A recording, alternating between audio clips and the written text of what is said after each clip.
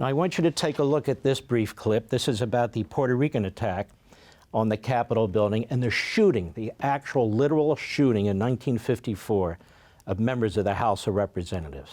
Go. Police hurry to America's House of Representatives in Washington following an attack by 3 Puerto Ricans, including Rafael Miranda, who fired on the senators in the chamber. Fellow gunman Andres Condero and the woman member of the trio Lolita Lebron are hustled away from the menacing crowd. Firing more than 20 rounds from their Luger automatics, the 3 fanatics seriously wounded 5 senators.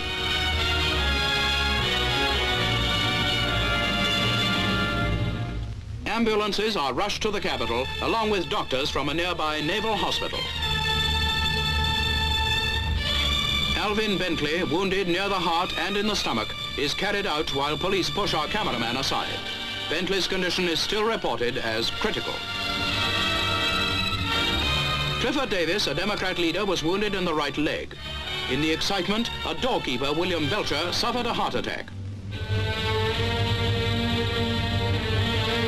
Republican Ben Jensen received several severe wounds in the back.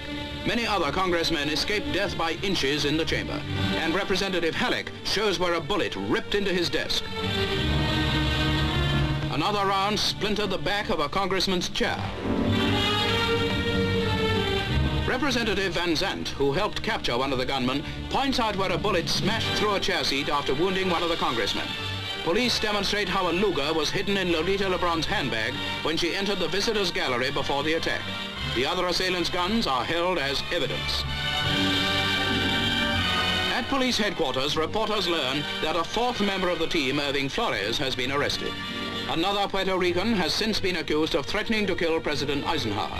Still defiant and still unrepentant, Mrs. Lebron and her partners made the attack to draw attention to Puerto Rico's demands for complete independence. Now all 3 assailants are awaiting trial for attempted murder.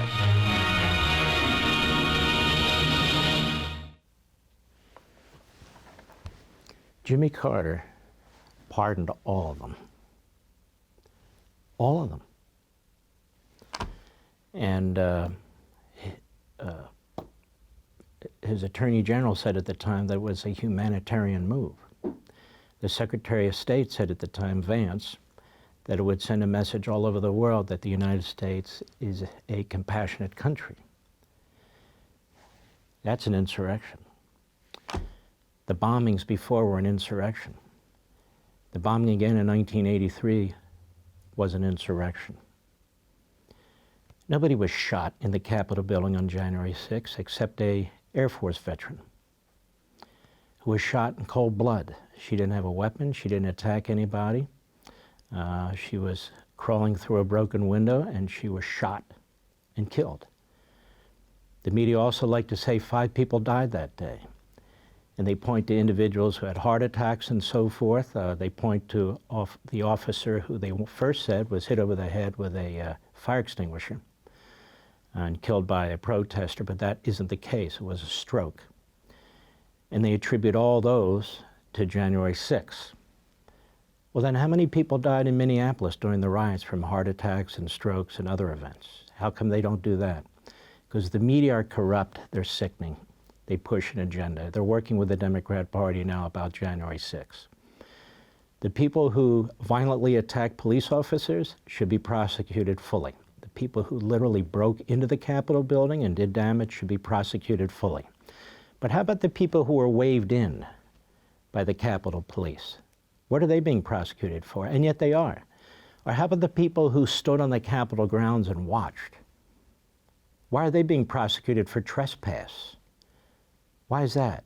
Why are some of them still in this jail in D.C., this so-called corrections facility? Why don't we know more about them? Want to see more? Sign up for Levin TV.